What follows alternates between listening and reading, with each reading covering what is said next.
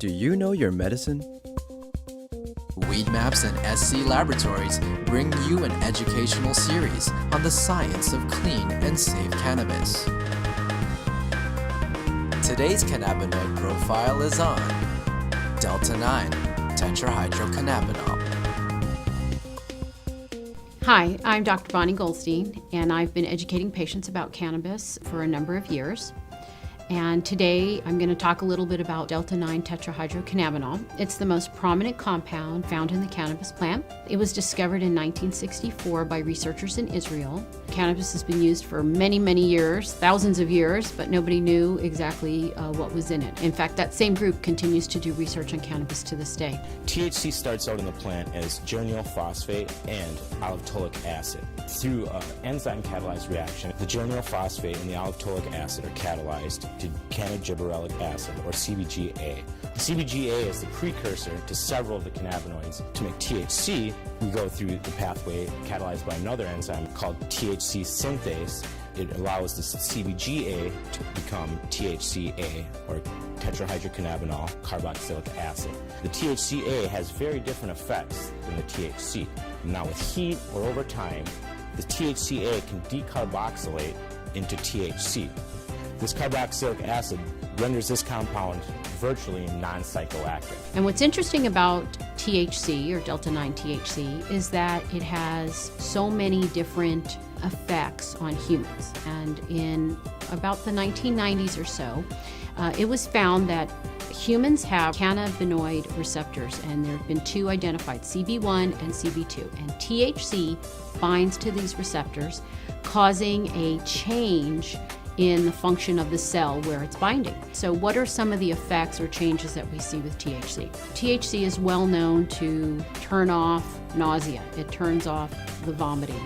It also appears to trigger appetite. It also appears to have effects as anti-inflammatory. In fact, it's been found to be 20 times stronger than aspirin. And it's also been found to be 2 times stronger than hydrocortisone, a well-known steroid that people use. It's been found to be a strong antioxidant. There was a study out of Harvard that talked about these mice that had these large tumor loads, and by giving them THC, the tumor, and I believe they were lung cancer cells, were reduced in half. There's also was a study in humans where THC actually reduced or decreased the tumor cells for this specific type of brain cancer. THC has been found to be helpful for patients with PTSD, post-traumatic stress disorder. And there are a number of current studies going on right now looking specifically at using THC to treat PTSD. THC has also been found to help patients with Tourette's syndrome. And Tourette's is very difficult to treat overall because the medications that can help often have very significant side effects, especially in young people. And so THC was studied, and they found that the patients had overall less tics and less urges. SC Labs tests for THC using an HPLC, also known as a high-performance liquid chromatograph. There's basically 2 methods out there to test for THC in cannabis. Some people use an HPLC, other people use a GC. The problem with the GC, or gas chromatograph, is that the process actually heats the cannabis up and measures it based on the boiling point of the different constituents in the resin. Picture trying to weigh a piece of paper by setting it on fire and placing it on a scale. Problem with that is you're going to lose some of your sensitivity because the paper is changing as you're actually trying to measure it. So that's why we choose to use HPLC to test for THC and all the other cannabinoids. No one has ever overdosed on THC, and the reason being is that you do not have these receptors, the CB1 and CB2 receptors, located anywhere in the brainstem. The brainstem controls breathing and heart rate.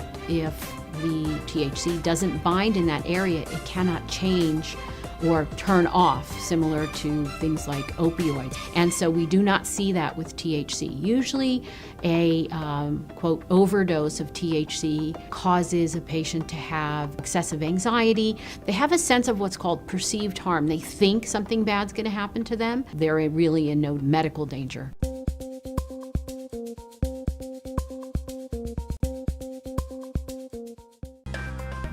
Today's cannabinoid profile is on Tetrahydrocannabinolic acid. THCA is another cannabinoid found in the cannabis plant. THCA stands for Tetrahydrocannabinolic acid. Cannabis actually produces carboxylic acids as opposed to the non-acidic forms like THC. So when you hear of THC in plants, there's actually very little THC in plants. It's mostly THCA. THCA is actually not psychoactive. With heat or with time, the THCA will convert into THC, and that's what's psychoactive. So when we smoke cannabis, we're smoking THCA, but the heat is actually turning that THCA into THC, and that's what's giving people the psychoactive effects that we come to expect from cannabis. THCA has been found to have its own medicinal properties in that it's anti-inflammatory and it appears to modulate the immune system, meaning it can suppress it or enhance it. What's interesting about THCA is that it can be measured by medical cannabis testing, and it does allow for a patient to know the total amount of THC that's in the plant. So usually when one gets their medical testing results on a certain plant, the THCA will be expressed in percentage. And let's just say it's about 16%, and then the THC may be in a very small amount, but overall added together, that's what gives you the potency of THC. We have a drawing of basically the synthetic pathway that THCA takes. So we start out with geranyl pyrophosphate and alloptolic acid. They combine to form what's called cannabigerolic acid, another acidic cannabinoid, and the cannabigerolic acid, or CBGA, basically folds in upon itself and form rings, which gives us the final structure using the THCA synthase enzyme to form THCA. And THCA we have down here is very similar to THC. The only difference is this carboxylic acid group that's attached to the THCA. So when heat occurs or over time, that carboxylic acid will release as CO2, and we'll be just left with THC. Now, interestingly, when one tests medical cannabis in a lab, there are different methods, and the method that many labs use is called gas chromatography. Now, unfortunately, gas chromatography requires heating up of the plant, so what happens is the THCA actually gets decarboxylated in the lab. And that's why we use HPLC, because we feel that the acidic cannabinoids play a very important role, and knowing the ratio between the THCA and THC is important for judging the quality of the cannabis as well as the effects the cannabis is going to have on the patient. So it's very important. And in with other products such as edibles or non-inhaled products, it's much more important because, as I said, THCA has very different properties physiologically as well as psychologically than the THC. It's very important to know those numbers in the non-inhaled products. So you actually have a very accurate measurement of the THC that's in the plant. There's nearly enough study that's gone into THCA or some of these other acidic cannabinoids. The studies that have been done show very great promise in the possibilities of these acidic cannabinoids and different administration routes and stuff like that. So hopefully with the work we're doing here at SC Labs, bringing awareness of these compounds and showing people what compounds are actually in their medicine, will bring about that awareness, and we'll be able to inspire people to pick up the torch and carry it further and get this research done and start finding out exactly what benefits these compounds can have. But there needs to be a lot more research.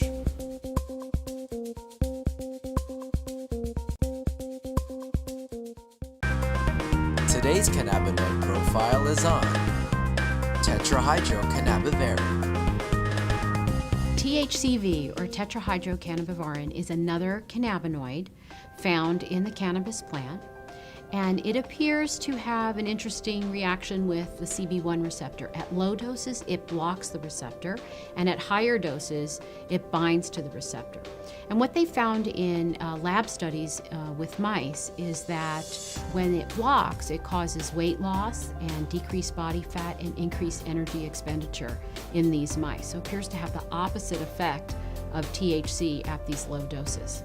It's very similar to THC except for a few minor chemical constituents, but it actually starts from a whole different process than the tetrahydrocannabinol that we're used to, or THC that we're used to. Most of the cannabinoids that we've all heard of, THC, CBD, CBC, start from a combination of geranyl pyrophosphate and alloptolic acid, whereas THCV we're starting with divarenolic acid. And the only difference really is the divarenolic acid has 2 less carbons than the alloptolic acid. So it's different in that sense that one of the 2 starting materials is slightly different. THCV is found in a lot of African landraised plants. Some of them have fairly high amounts of THCV. It's also psychoactive, similar to THC. The effects are described slightly different as more of a psychedelic high. The 2 compounds combine through an enzymatic process to form Cannabigerol acid, or CBGVA. CBGVA synthesizes to THCVA through an enzymatic process using the THCVA synthase enzyme. So THCVA is very similar to THCV, except for it has this carboxylic acid group attached to it. And now with heat or over time, this carboxylic acid will release from the molecule, and then you'll have THCV. As I said, it's very similar to THC. If you did this, you would have THC. THCV has also been found to be, again, in lab studies with mice, to have some anticonvulsant properties in that it appears to lower the seizure threshold for these mice. There's not very many studies on THCV, and I do know that it's being studied in many labs right now. Certainly it holds some medicinal benefits, and it would be great to have more studies so that we could really know what its properties are. We feel the minor cannabinoids are very important to patients, and we're looking to get patients as much information as possible so they can make the most informed decisions possible. So they will be coming very soon from SC Labs.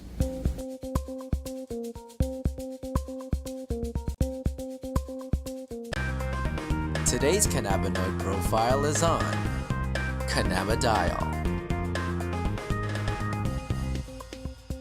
Cannabidiol, or CBD for short, is the second most prominent compound found in the cannabis plant. A lot of the medical benefits of cannabis that are attributed to THC or other cannabinoids are actually due to the CBD content of the cannabis. It has very strong anti-inflammatory properties.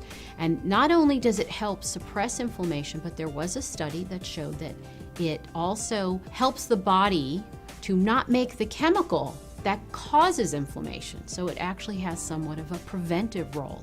Cannabidiol has also been found to have anticonvulsant properties in that it can reduce the seizure threshold for a number of patients. I've had my own patients who have said that once they started using CBD-rich strains, they have found that they have had less episodes of their seizures. CBD is synthesized in the plant through the same pathways as THC, CBC. It starts out as geranyl pyrophosphate and alloptolic acid. Those 2 compounds join together through an enzyme-catalyzed reaction. Cannabigerolic acid, CBGA, is the starting material for CBDA, THCA, and CBCA. So CBDA synthase, if it's found in large enough amounts, will take this cannabigerolic acid and make it into cannabidiol carboxylic acid, which is CBDA. CBDA is CBD with a carboxylic acid attached to it. Now, with heat or through time, this carboxylic acid will naturally release from the compound, as it is very unstable, and become CBD. This process right here, where we lose this carboxylic acid, happens at about 80 degrees Celsius. A number of studies were done where they actually gave patients an overdose of THC to see what would happen when they then added CBD. And CBD completely turned around the negative effects of an overdose of THC without changing the levels of THC in the blood. So that means that CBD exerts its own medicinal, just doesn't reverse THC, it actually has its own medicinal properties. CBD has been found to cause cancer cells to what we call commit suicide while preserving the normal cells. And what appears to happen is it appears to bind to the receptors on the cancer cells, which then induce the cancer cell to kill itself. Cannabidiol has also been found to be what we call biphasic in terms of sleep. So at low doses, it's what we call alerting. It kind of keeps you awake. At higher doses, it can be very sedating and cause you to sleep. But what's nice about that is you can control whether or not you are alert or you're feeling tired. When I started testing cannabis about 2 or 3 years ago, we saw virtually no high CBD plants. Almost every plant we tested was high in THC, anywhere from 10% to 20% THC with some outliers on either end. Some plants would have maybe 1% CBD at the max, 1.5% CBD at the max. Now that we've been testing for a while, we see anywhere from 8 to 15% CBD and maybe 5 or 6% THC in these strains. Some strains we get a 50-50 ratio. It can happen in all different ratios, but what it is it's a recessive gene in plants.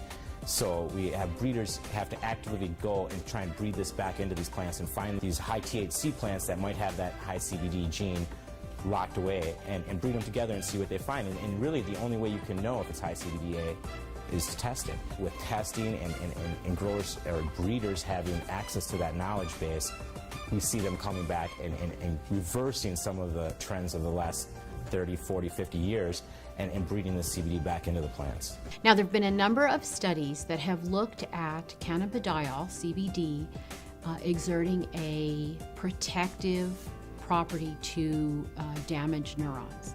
And it appears that in the studies, CBD protects the nerves by inhibiting the process by which nerves are damaged. CBD has also been shown to protect against brain injury.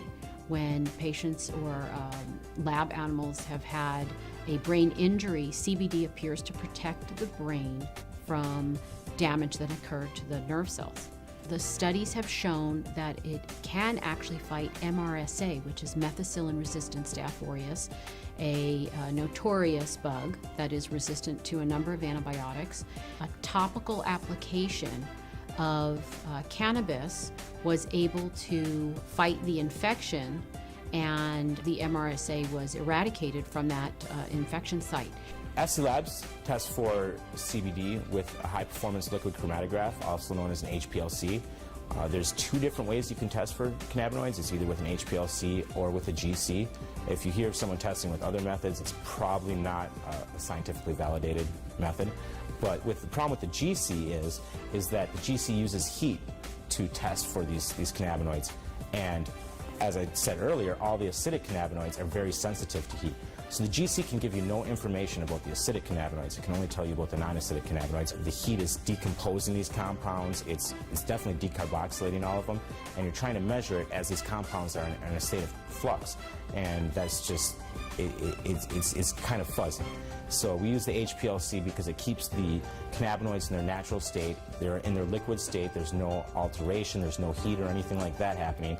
And so we get a much more accurate and a much more realistic picture of what's actually in the sample that we're testing. One of the important things for people to understand about cannabidiol is it is not psychoactive. That means it does not change your mood, your mentation, the way that THC has psychoactive properties and can actually cause what we call the high. CBD does not do that. For patients who are not interested in the THC effect but are interested in the CBD effect, this is a terrific choice for them to have.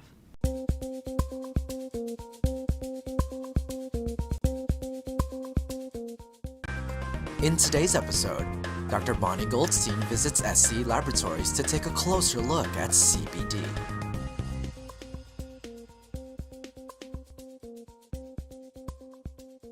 Hey Josh, how you doing?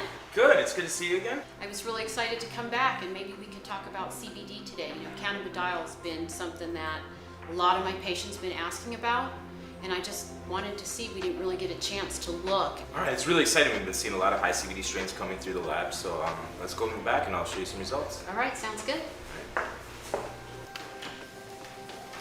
Bonnie, I'm really glad you stopped by. I've got some interesting things to show you. We've had a lot of high CBD samples coming through the lab. Oh great, I can't wait to see it. So here's an example of the majority of plants we see. It equals out to 16.2% total THC and 0.9% total CBD, and that's representative of a good 99% of plants we see coming through the doors. Maybe 0.5% CBD up to 1.5% CBD. So in comparison, take a look at a high CBD strain. This is a Harlequin, a high CBD strain. We have 5.2% total THC and 11.3% total CBD.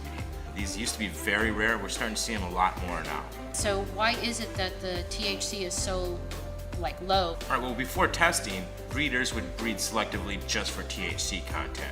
We don't usually see 15% THC and 15% CBD. The plant still seems to only be able to make so much resin, Well, and I know from scientific studies that I've looked at that CBD is not psychoactive. So for a person who is got some inflammatory condition or some type of other illness who wants to use medical marijuana, they may find that if they're a person who doesn't want the effects of THC, that a high CBD strain is going to give them that medicinal effect without giving them the euphoria or lethargy or whatever it is that they get from the THC. Let me see who that is. Hello? Oh, she's here. Okay, great. Just so happens, I think we have a guest who might be very relevant to the conversation we're having right now. Let's great. Let's go talk to her. Sarah. Hi. It's great to see you again. You too. Bonnie, this is Sarah Russo from Project CBD. Oh, hi, great to meet you. You as well. So tell me all about Project CBD, Sarah. Well, Project CBD, we're an educational news service, and we focus on the reintroduction of CBD as a news story. Over a year, we've eventually seen that dispensaries have begun carrying it and patients have begun using it. They, really like an option that's more functional. They can carry about their day. So, I've done a lot of reading about CBD, and, you get kind of amazed that something could have so many benefits. And so the things that I've read about is it's, anti-inflammatory, and I've actually seen that with my patients, anti-anxiety, it has anti-psychotic, and also can balance out if somebody has too much effect from THC, it will balance out the THC effect. Neuroprotection and anti-convulsive, anti-emetic, anti-spasmodic, it stops spasms. I mean, it's amazing that one medicine will be able to do so many things. CBD and THC work synergistically, and they both have anti-tumor properties as well. Yeah, and I believe there's a study coming out shortly where they've been looking at veterans who've been suffering with PTSD using medical cannabis, so that'd be great results to check out. We actually work very closely with an organization called FAM, which is the Veterans Alliance for Medical Marijuana, and they've been working with their patients who are all veterans, and many of whom are suffering from post-traumatic stress disorder. They've been having great results with the high CBD-rich medicine, just in helping to alleviate some of the anxiety some of these vets are feeling. Funny, I was on your website checking out Project CBD, and I saw that there's a survey for patients. Can you tell me about that? So the Society of Cannabis Clinicians has created the first real-world study on the effectiveness of CBD. Because previously with CBD there have been clinical trials or laboratory situations. It was done in a test tube or with mice. And then clinical trials, there's been a couple, but in a controlled setting. And so this is the first real-world study, and it's examining patients in their normal everyday life. And so we work in conjunction with the Society of Cannabis Clinicians, and we promote their survey. And also we encourage patients, anybody who is interested in CBD, to contribute news and information to us. If you're a grower, we want to hear about it. What are you growing? If you have a new strain that's just been tested at the lab, we want to hear about that too. We couldn't be doing the work we're doing without lab-tested medicine. The whole CBD topic actually is what makes me really excited to be a part of the testing industry.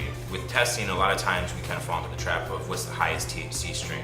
And with CBD and some of these other minor cannabinoids, it's great to be able to show patients that it's not just about the highest THC score. There's other reasons to test, and it's an honor to be able to give patients, that accurate information so that they know what they're getting, and it's exciting to be a part of that. I had a patient who is 75 years old, and she's cannabis naive. She's never used it before.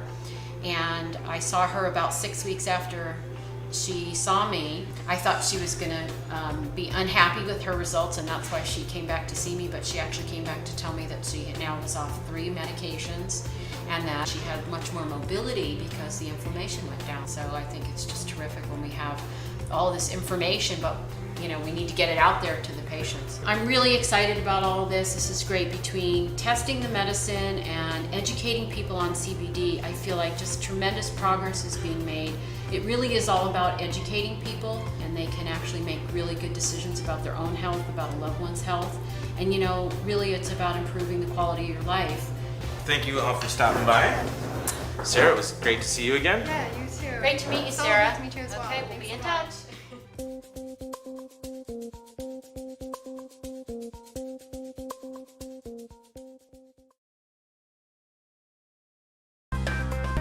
Today's cannabinoid profile is on Cannabinol.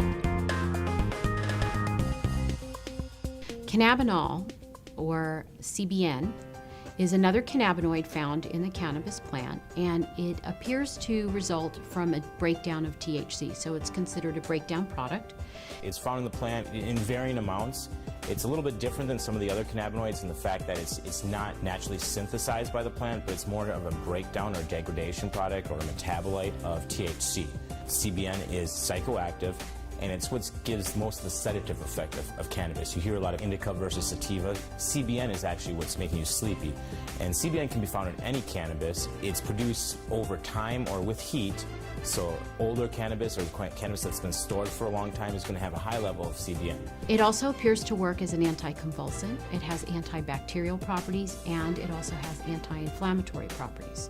It also appears to stimulate osteocytes, which are bone cells. It's being looked at for treatment of bone disorders such as osteoporosis. It also appears to inhibit skin cell formation. And some people say that this may have some benefit down the line once we really understand what it's doing in skin disorders such as psoriasis. I'll show you how CBN is synthesized in the plant. CBN starts with gyryl pyrophosphate and allopulic acid, like most of the cannabinoids. Those two come together in an enzyme-catalyzed reaction. They form cannabigerolic acid, CBGA, and CBGA folds upon itself into rings and makes THCA using THCA synthase, which is an enzyme. The THCA decarboxylates, we lose that carboxylic acid right there, and form THC.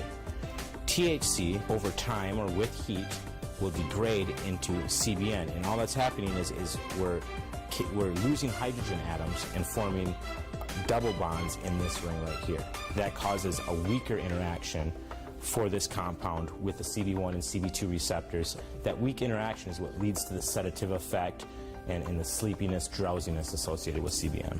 When cannabis is tested in a testing facility, CBN can be measured, and usually it's under 1%. A patient can actually look to see if that's something that they're interested in, a higher percent or lower percent, because it does cause sedation. SC Labs test for CBN using a high-performance liquid chromatograph, also known as an HPLC. The HPLC is a much more sensitive instrument than the other instrument that's used to test for cannabinoids sometimes, called the GC or gas chromatograph. We use the HPLC because it doesn't degrade any of these compounds like the GC. The GC uses heat, so it degrades some of these compounds, whereas the HPLC can test them in their natural state. The HPLC is what's accepted by International Union Office of Drugs and Crime, the Dutch Pharmacopoeia. The Dutch all have been using HPLC for quite a while now to test for these cannabinoids. What happens with the GC, so we've established that the CBN is formed by either heat or time. Same thing with the decarboxylation of this THC. At about 140 degrees Celsius, we start to see a conversion of THC to CBN. Well, the GCs must operate at much higher temperatures. So when you do a test with a GC for these cannabinoids, you're going to have a slightly lower CBD number because the CBD with heat will actually can be converted to THC. With heat, the THC can then be converted to CBN. So what you're going to see is slightly lower CBD numbers. It's kind of a wash with THC. You might get a slightly lower number, and then with CBN, you're going to see a higher number than you would with HPLC testing. Now, is that CBN actually in the plant? No, it's a function of the heating process of the GC. And since THC and CBD are degraded with heat, that's why we test for all of our cannabinoids with an HPLC at SC Labs to get a more accurate and precise measurement of what's actually found in the plant.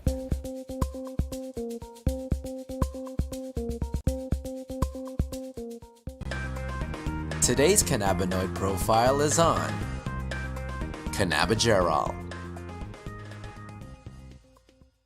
Cannabigerol, or CBG, is a cannabinoid that's found in the cannabis plant that is actually what we call the precursor to THC and CBD. So it's the first compound that's made. There's an enzymatic reaction which then leads it to be made to change into THC or to change into CBD. Sort of the stem cell, you'd say, of all the other cannabinoids found in the plant. It can form THC, it can form CBC, it can form CBD, and even some other minor cannabinoids. It's never really found in very high amounts in plants because as soon as it's created, it's sent along a chemical pathway to form another one of these cannabinoids. But in its isolated form, it definitely has a lot of medical potential. It's a very, very strong anti-inflammatory. It inhibits GABA uptake, and so GABA is a neurotransmitter in your brain, And when GABA is inhibited, you actually have muscle relaxation and you have anti-anxiety effects. So it appears to promote similar effects that CBD has. It also appears to have antidepressant properties, and it also appears to have some modest antifungal properties. A lot is not known about the medicinal properties of CBG, as it occurs in very small amounts and usually is not isolated out to be tested on its own. But it appears that it works in conjunction with the other cannabinoids to give that overall synergistic effect that people get with medical marijuana use. Here we have the synthetic pathway for CBGA. You start out with gyryl pyrophosphate and olivetolic acid, and those two join together to form cannabigerolic acid. And here's the structure of cannabigerolic acid. We see the COOH, which makes it the acid. If that were to disappear, then it would just be plain CBG. And we can see this long chain of carbon molecules, which is able to roll up in different ways and roll upon itself and form rings and other structures, which lead to CBDA, THCA, and CBCA. So when we have undifferentiated CBGA, what enables this molecule right here to become CBD or THC or CBC are enzymes. And enzymes are sort of helpers to help catalyze these different reactions that have to occur in plants and animals. Normally chemical reactions occur under extreme conditions. Lots of heat, very acidic conditions, very basic conditions. But in the body we have these enzymes which sort of grab the molecule, in this case CBGA, and kind of form it into the new molecule and make that energy that it takes to form the next molecule much lower than if it were just by itself. So the enzymes become the limiting factor or the decision maker in what is formed next. If the plant makes a lot of THCA synthase, then we're going to get a lot of THC. If the plant decides to make a lot of CBD synthase, we're going to get a lot of CBD. So the way we can play around with the different levels of cannabinoids is by altering the amounts of these different enzymes in the plant. That can occur through breeding, it can occur through genetic manipulation, whatever it may be. With the legal restrictions placed on cannabis and other restrictions, there hasn't been a lot of real good research done on CBG and these other minor cannabinoids. Hopefully with the work SC Labs is doing, we'll see more breeders and more cannabis patients and more researchers all take note that there's more in cannabis than just THC, and some of these other compounds are very, very interesting compounds. They're all bioactive, so hopefully we can help spur some of that knowledge and to really finish some of this research that needs to be done and unlock some of the mysteries of these minor cannabinoids.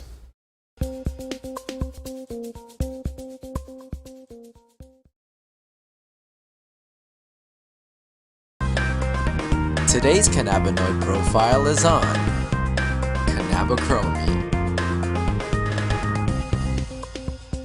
Cannabichromene, also known as CBC, is the third cannabinoid that is synthesized from CBG in the plant. Less common to find a lot of CBC than CBD or THC. And it's been found to have anti-inflammatory properties as well as analgesic, meaning pain-killing properties, although a little bit weaker than THC. It's also been found to have antifungal effects and antibacterial effects. In lab studies with rodents, to have anti-tumor effects, meaning it kills cancer cells. And certainly that part of cannabichromene needs to be studied further. And right now there are studies going on looking at cannabinoids in killing cancer cells. CBC is produced in the same chemical pathway as THC. It starts out with gyryl pyrophosphate and olivetolic acid combined to form cannabigerolic acid, which is CBGA. CBGA is the precursor to CBDA, THCA, and CBCA. What happens is cannabigerolic acid through an enzyme catalyzed reaction, and what enzymes do is allow these reactions to take place at normal room temperature or body temperature, whatever it may be. And what happens here is the cannabigerolic acid is going to fold over upon itself, and this carbon atom is going to attach over here and form CBCA. And what makes it an acid is this carboxylic acid group that's attached to it. Now this carboxylic acid group is not very stable. Over time or very quickly with heat, it'll kick itself off and disappear and leave us carbon dioxide, and you'll have your CBC. Another interesting thing about cannabichromene is it appears to inhibit the uptake of anandamide, which prolongs its life in the body, prolonging its effects. And we know anandamide has very good effects because it binds at the same receptors that the cannabinoids bind to. Cannabichromene has also been found to have antidepressant properties. Here we have a three-dimensional representation of CBC. We have the two rings. The black balls represent carbon atoms. The red balls represent oxygen atoms, and the white balls are hydrogens that are attached to each. The structure is quite a bit different, as I said, than THC or CBD. We don't have that folding in, and the ring structure is much different. But it's the same amount of carbon and hydrogen and oxygen atoms. It's just rearranged differently. Bonds are placed in different areas. Patients normally don't use CBC to determine their medication. They're really looking more at THC, CBD, and CBN. But we do know that this cannabinoid has many benefits and certainly warrants much more study.